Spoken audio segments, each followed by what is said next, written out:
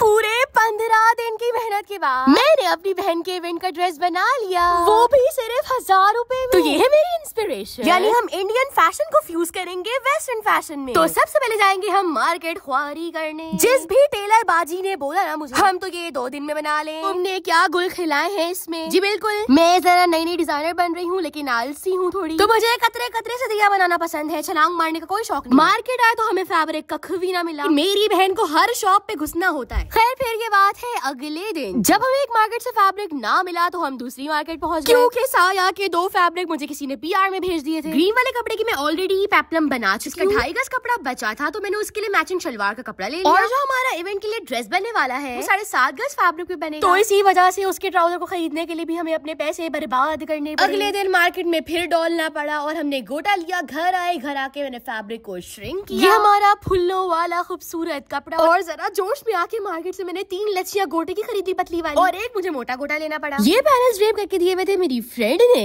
ज्यादा मेहनत करनी नहीं पड़ी और मैंने फटाफट पैनल रखे कपड़े पे और कट करना शुरू कर दिया। लेकिन मसले मुझ जैसी नन्ही जान के साथ ही होते हैं हमेशा, पैनल सही से एडजस्ट हो नहीं रहे थे क्योंकि कपड़े का अर्ज कम था और स्लीव्स के लिए कपड़ा बच नहीं रहा। फिर मैंने डिसाइड करा कि स्लीव की डिजाइन को चेंज कर देते हैं और जोड़ लगा के हम बनाएंगे। भाई अब बात समझो, फैब्रिक की कॉस्ट मुझे इसलिए कम पड़ती है क्योंकि मोस्टली फैब्रिक मुझे पीआर में आते हैं, उन्हीं को मैं स्टिच कर लेती हूँ। बस ऊपर के 1000-1500 के खर्चे करती हूँ, स्टिचिंग खुद कर लेती हूँ, तो पैसा सारा बचा लेती हूँ। इसे आप कंजूस नहीं किफायत शुआर कहेंगे। देखिए यहाँ टोटल 12 पैनल्स की ये ड्रेस है, तो अच्छा खासा इसमें घेर होगा। सबसे गंदा काम पैनल्स को साथ स्टिच करना, क्योंकि ये ऊपर से लेके नीचे तक 1 गो में पैनल कटा होता है, यानी बॉर्डर्स का कोई चक्कर नहीं होता, तो वेस्ट मैच करना सबसे मुश्किल काम हो जाता है। लेकिन मैं तो डिजाइनर साहिबा हूँ, कर लेती हूँ सारे पैनल।